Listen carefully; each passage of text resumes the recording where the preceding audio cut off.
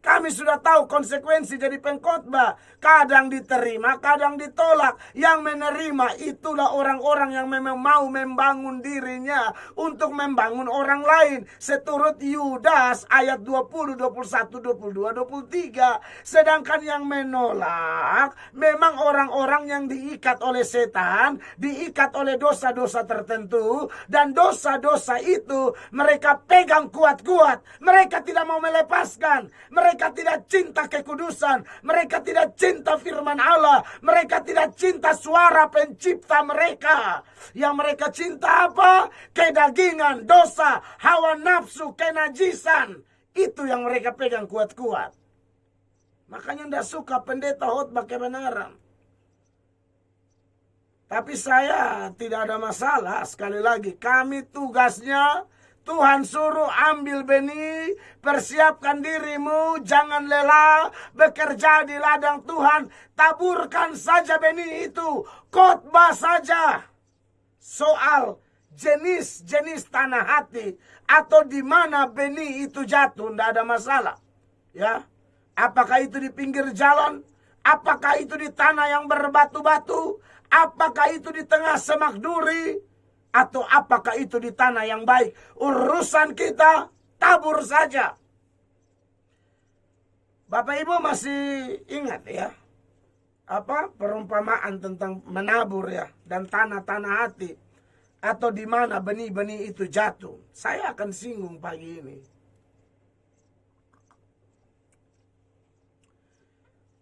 Tuhan Yesus menjelaskan arti perumpamaan itu kepada murid-murid. Dan juga kepada kita semua yang punya Alkitab.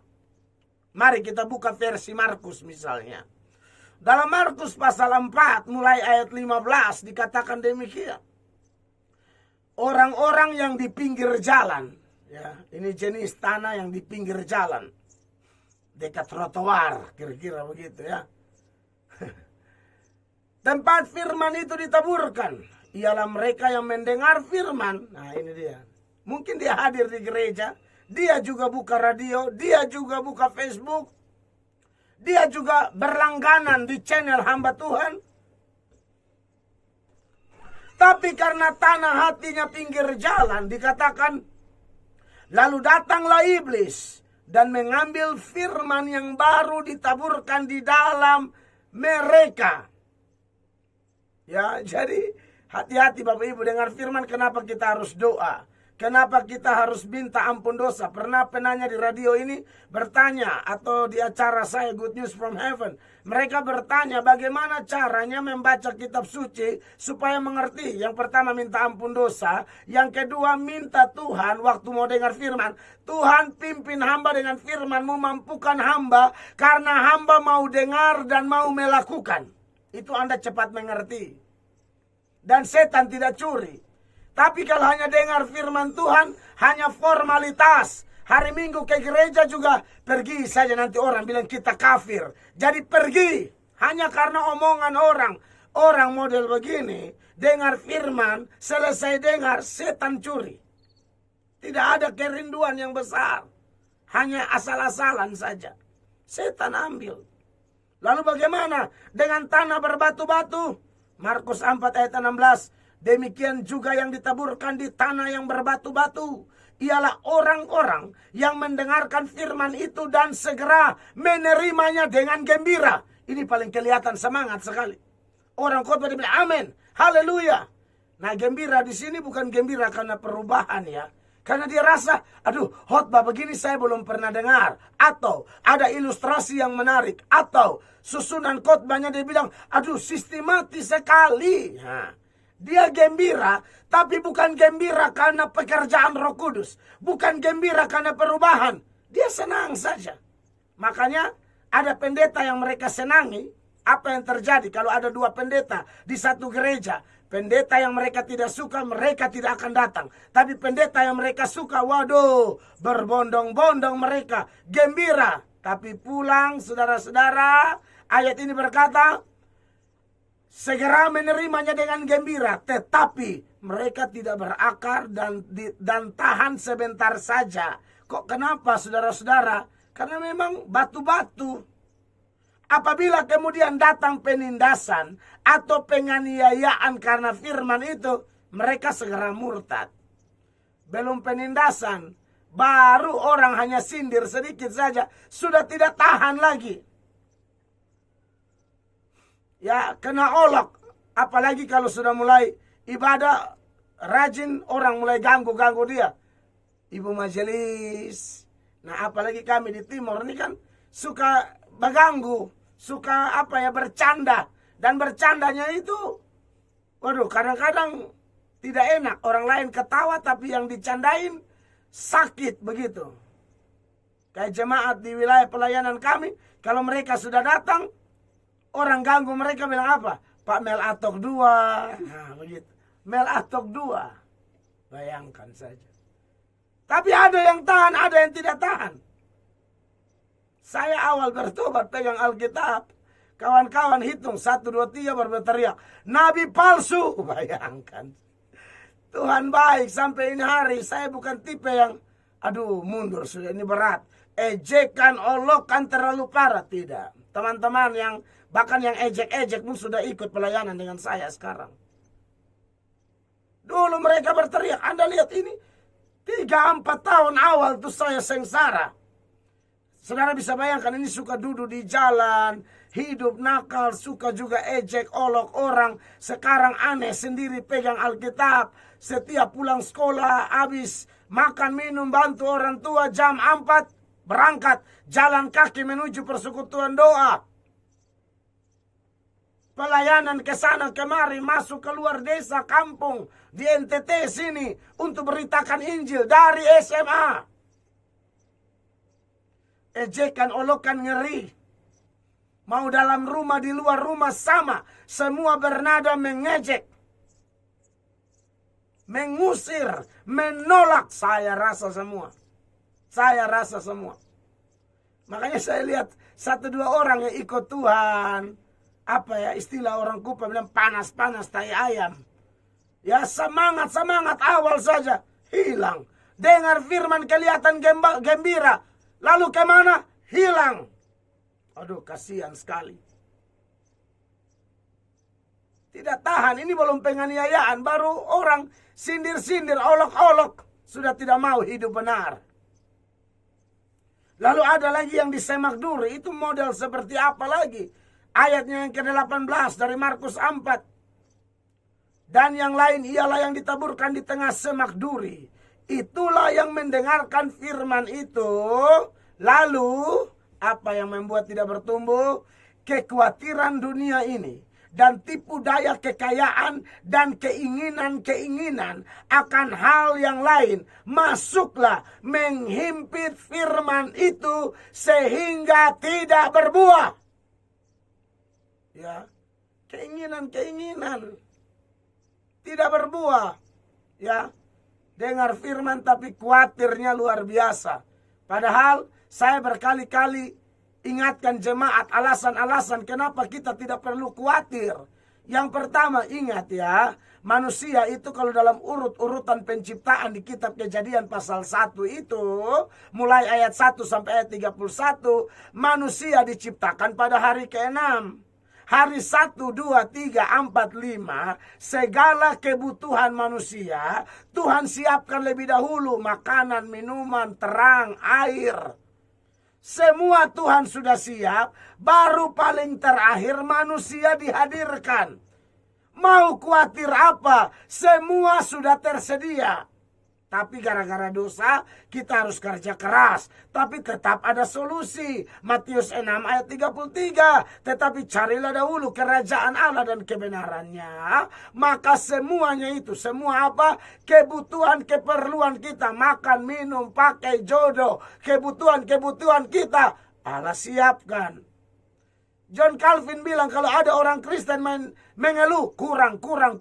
Dipertanyakan apakah Anda sudah mempraktekkan Matius 6 ayat 33 secara maksimal. Atau belum? Biasanya belum tuh. Tuhan selalu nomor 100, nomor 200. Ya, mau ibadah susah. Tapi pesta dansa di Soen nomor 1. Dangsa tombak, dia tombak satu tank itu. Dia tombak dari muka sampai belakang. Sampai ibu-ibu yang masak di dapur pun dia tombak semua. Ya, jadi saya lihat ini banyak yang model begitu. Sudahkah Anda mempraktekkan itu ayat atau belum? Khawatir sekali. Kekhawatiran membuat kita tidak bertumbuh. Ayat ini berkata, dia masuk menghimpit firman itu sehingga tidak berbuah. Lalu apa lagi? Tipu daya kekayaan. Tidak bisa berbuah. Karena apa? Dengar firman tapi pulang atau di kantor mulai kerja tipu-tipu, nota fiktif. Ya, dia sudah pejabat, uang bawahan pun dia makan semua. Aduh, jahat sekali. Sampai ada yang kasih tahu oknum pejabat tertentu serakannya minta ampun. Bawahan punya jatah jalan dinas, honor punya jalan dinas, dia sapu semua. Aduh, jahat sekali ya. Makanya pendeta khotbah sampai gargantang mau putus, sudah berteriak luar biasa, tapi apa? Nol. Saya ingat itu almarhum seorang hamba Tuhan ya, Bernard Beru. Ini dari kalangan Katolik, tapi saya senang beliau punya tegas, almarhum, sudah almarhum. Saya dan beliau sering kali kami khotbah di Bimbro, di Pemda provinsi dan lain sebagainya. Dia khotbah, lalu ada pejabat bilang amin. Beliau langsung sambat, Bapak yang ini hanya amin saja, tapi tidak melakukannya. Karena dia sudah pernah menugaskan Bapak ini berkaitan dengan pekerjaan Tuhan. Dia tanya Bapak itu tidak buat. Jadi dia bilang ini amin omong kosong. Bayangkan saja. Saya bilang waduh, saya pikir saya sudah yang paling ngotot bicara begini. Tahu-tahu ada juga, hanya sayangnya dia sudah dipanggil duluan. Ya. Nah, kekasih-kekasih Tuhan. Ini mengingatkan kita apa saja yang membuat firman itu tidak bertumbuh. Kekhawatiran, tipu daya, kekayaan, dan keinginan. Keinginan yang dimaksud ini hawa nafsu. Nafsu ini penjabarannya luas. Nafsu harta, nafsu seks, nafsu segala macam. Nah, ini yang bikin firman Allah tidak bertumbuh. Tidak bertumbuh. Saya sudah lihat dengan mata kepala saya sendiri. Saya layani banyak orang dan saya lihat kasihan. Memang hidupnya tidak benar. Badan di gereja, otak di selingkuh. Itu banyak. Banyak. Datang menyembah. Tiap kali altar call, dia pasti maju. Bapak Ibu tahu altar call tidak? Altar call itu selesai khotbah kita undang. Bagi yang mau didoakan, maju. Atau bagi yang mau bertobat, maju. Seorang model pendiam, munafiknya luar biasa. Maju tapi lihat dia punya gila perempuan. Istri anaknya dia tinggalkan. Tapi selalu ibadah. Selalu maju. Setan betul ini orang. Saya kadang-kadang, waduh ngeri sekali ya. Manusia begini. Ya. Munafik. Muka nabi, pikiran kotor. Itu kepanjangannya. Munafik. Muka nabi, pikiran kotor. Jadi, apa ya?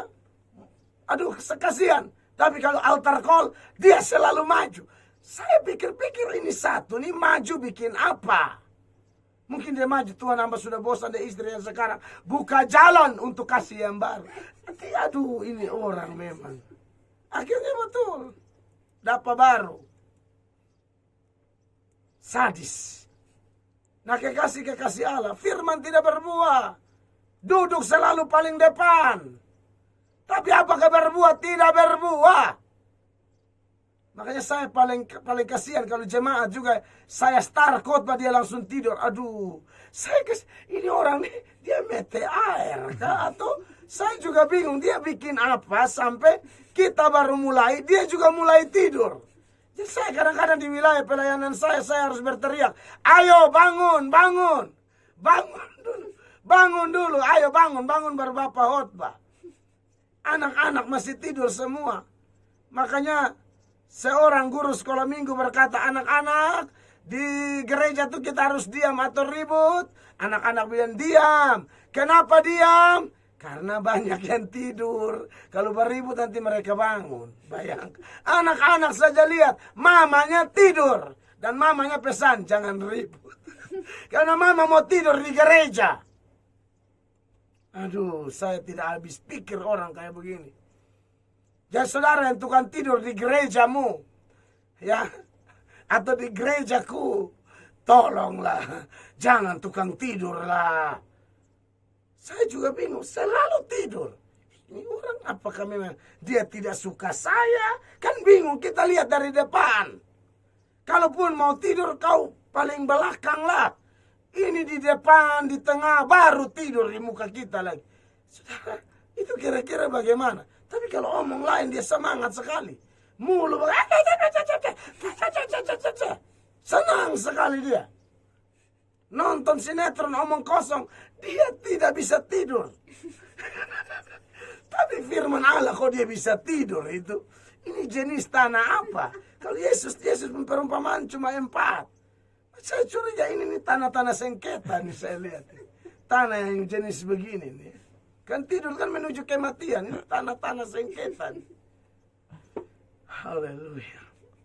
Dan yang berikut. Nah ini yang kita harapkan. Ayat 20. Dan akhirnya. Ya Markus 4 ayat 20. Dan akhirnya yang ditaburkan di tanah yang baik. Ialah orang yang mendengar dan menyambut firman itu, lalu apa? Berbuah. Berapa? Ada yang 30 kali lipat, ada yang 60 kali lipat, bahkan ada yang 100 kali lipat. Begitu. Ya, jadi Bapak Ibu, kita harus bangun diri kita. Dengan apa? Firman Allah. Oleh karena itu mari, segala kenajisan, kekotoran, kemunafikan, kita buang semua. Kalau tidak bisa bertumbuh. Perhatikan apa yang Petrus bilang. Dalam 2 Petrus 2 ayat 1 dan 2. Karena itu, buang segala kejahatan, segala tipu muslihat, dan segala macam kemunafikan, kedengkian dan fitnah. Dan jadilah sama seperti bayi yang baru lahir, yang selalu ingin akan air susu yang murni dan yang rohani, supaya olehnya, garis bawahi, kamu bertumbuh dan beroleh keselamatan. Buang itu semua Bapak Ibu. Kalau mau bertumbuh, kalau mau lihat iman kita semakin kuat, ayo buang semua itu. Minta Tuhan tolong Anda. Allah pasti sanggup melakukannya. Ya. Minggu depan baru kita lanjut hal lain lagi yang akan membangun diri Anda dan saya. Tuhan Yesus memberkati kita. Ya.